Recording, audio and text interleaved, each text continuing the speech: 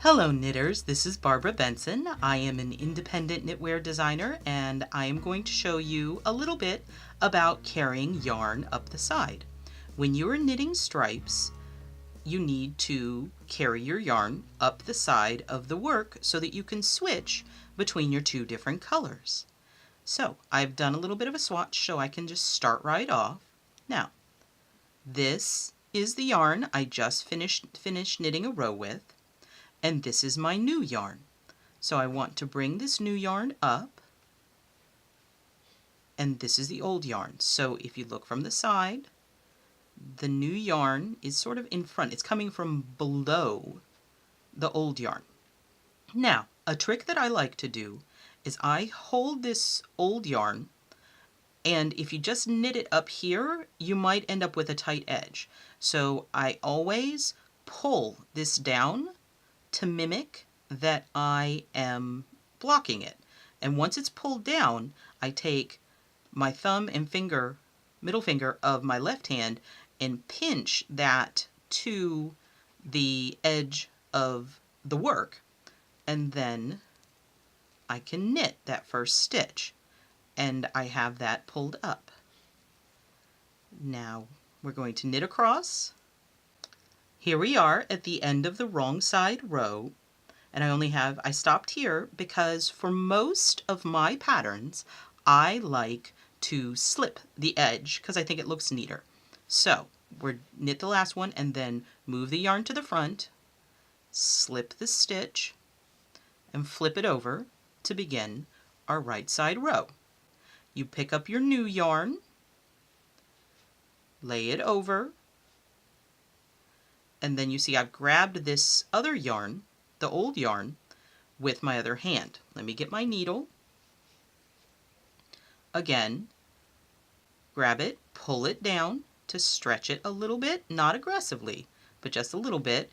And for me, since I am a continental knitter, now I'm grabbing with these two fingers. So you can either grab with these two fingers or these two fingers to keep it held down and knit a stitch. And that first stitch, so it's carried up the side.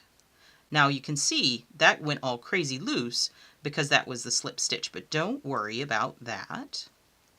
I will show you how to fix it on the wrong side.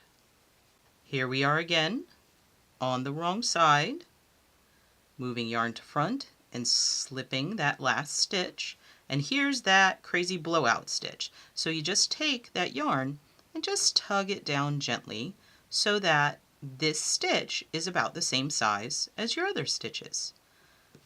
Flip your work over, and again, here's your old yarn, here's your new yarn. Bring it up. See how I swapped it like that? You're not actually like twisting it around or anything like that. That's not necessary. You're simply lifting it in the same direction every time. Pull down just a little bit gently and knit. It's as simple as that.